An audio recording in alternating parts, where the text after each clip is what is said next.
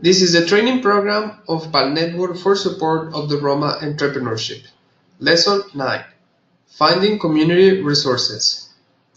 Money makes your business go, and usually banks make loans only to businesses with operating histories. In this session, we will give you some alternatives, strategies, and things to think about in your research for financial help.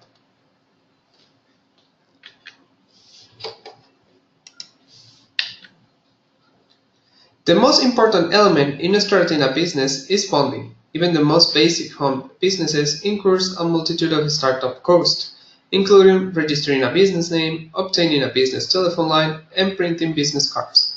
Thus, the mobilization of resources should take priority when starting any initiative.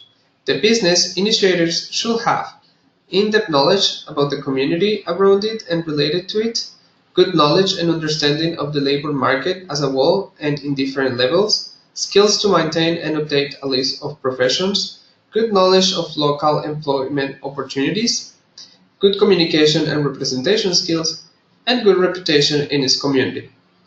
Financial resources can be obtained from a variety of sources, the easiest being from the personal accounts of company's founder. Alternatively, loans and lines of credit may be granted from financial institutions, friends, relatives, private investors, and even governments. In the following slides, we are going to discuss some of the actors that can provide financial resources to develop your business idea.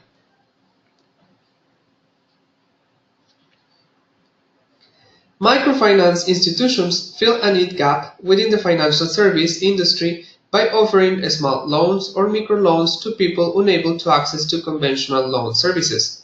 Microfinance institutions vary in size and function, with some organizations focusing entirely on microfinancing.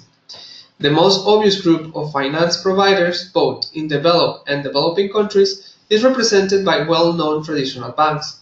However, these institutions never or hardly ever provide financial services to beginners that lack a strong credit history. The other source of finance is presented by microfinance institutions, which could be classified into three main categories, depending on the regulatory threshold of the organizational structure. Informal institutions. Properly, they do not have the status of institutions. They are providers of microfinance service on a voluntary basis and are not subjected to any kind of control or regulation. For example, self-help groups, credit associations, families, individuals, and money lenders. Semi-informal institutions are usually registered entities subjected to all relevant general law. They can be defined as microfinancial intermediaries, but in this category it is possible to include different types of institutions with different structural and organizational complexity. For example, financial NGOs, financial cooperatives, credit unions, postal saving banks, and so on. On the other hand, formal institutions can be further classified into three main categories: microfinance banks, microfinance-oriented banks, and microfinance-sensitive banks. They can all offer credits and they are all deposit-taking institutions. For this reason, they are all under banking regulation. Within MFBs, it is possible to list a limited number of pure microfinance banks, cooperative banks, and development banks. Within any society, financial services provide a means for people and businesses to obtain credit and manage available assets on a continuous basis. They are important because they give access to financial service that enables existing businesses to grow and provide the starting capital for starter businesses.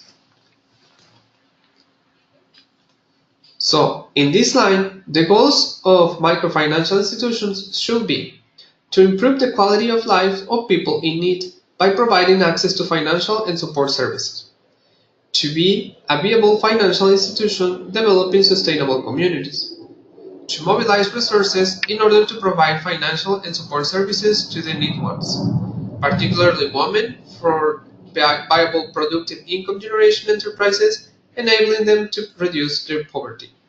Learn and evaluate what helps people to move out of poverty faster, to create opportunities for self-employment for the unprivileged, and to train rural people in simple skills and enable them to utilize the available resources and contribute to employment and income generation in rural areas.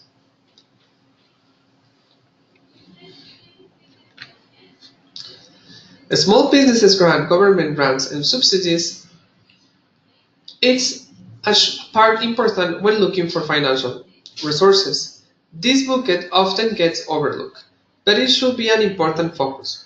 Government agencies provide financing such as grants and subsidies that might be available for your business. Local government websites provide a comprehensive listing of various government programs in different levels. You should have in mind that getting grants can be tough since there may be strong competition and the criteria for awards are often stringent. Generally, most grants require you to match the funds you are being given, and this amount varies greatly depending on the grantor.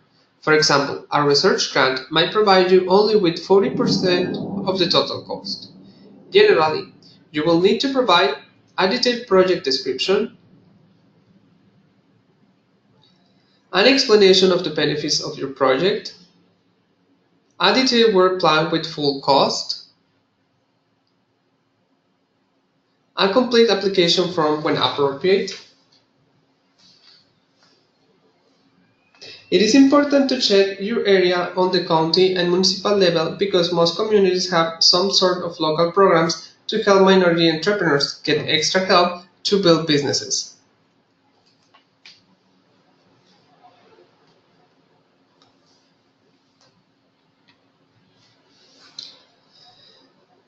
Most reviewers will assess your proposal based on the following criteria: significance, approach, innovation, assessment of the expertise need for the grant, and some of the problems areas where candidates fail to get grants include the research work is not relevant, ineligible geographic location, applicants fail to communicate the relevance of their ideas, the proposal does not provide strong rationale, the research plan is unfocused, there is an unrealistic amount of work, funds are not matched, loans or lines of credit, and if your company needs only a temporary or a small infusion of cash, try some small business administration loan offered at a lower interest rate because it's guaranteed by the government, or a bank line of credit.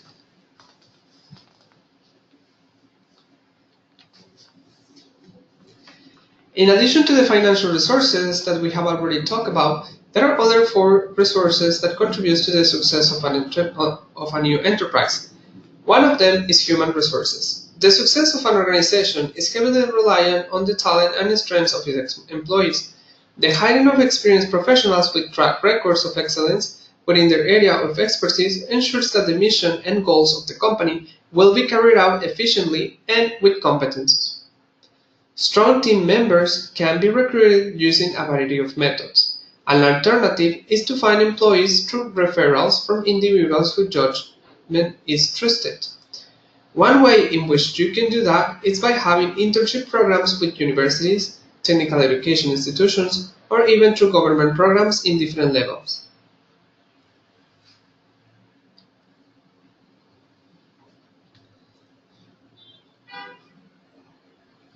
Among all the work, meetings, late nights, and stress, it is essential to maintain your close relationships.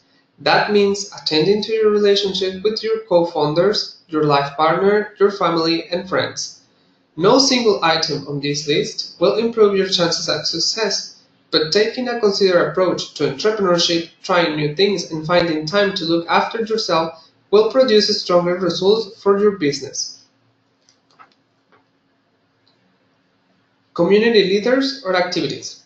Local authorities, other organizations working in the community, community members, media, schools, and so on.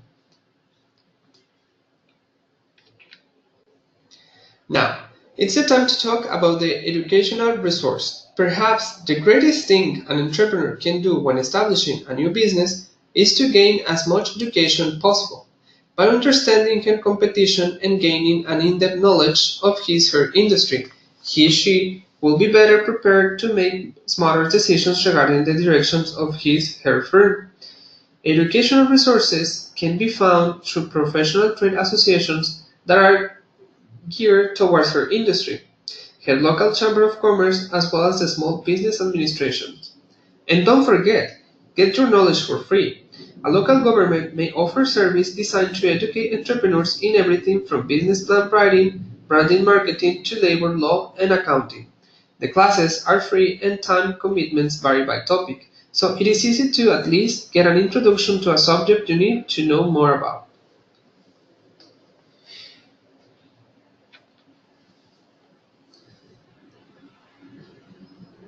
Whether a small home business or a retail operation with multiple locations, every organization must have the appropriate physical resources to survive. This includes a proper workspace, working telephone line, adequate information systems, and effective marketing materials. This aspect of business planning can be one of the costliest.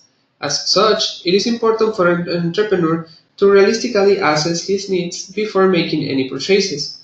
In some places, local governments offer funds for startups, new beginners that need a space to develop their activities. So, keep in mind that when searching for this type of resources. Finally, emotional resources. Starting a business can be an extremely stressful endeavor for an entrepreneur to undertake. To maintain her sanity as well as stay motivated, it is important she or he has a support team that can give her or his inspiration and guidance as needed.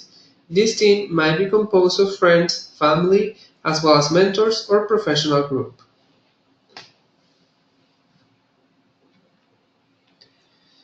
This is the end of the lesson. Thank you. For more details, please read Learner's Material Lesson 9 in English.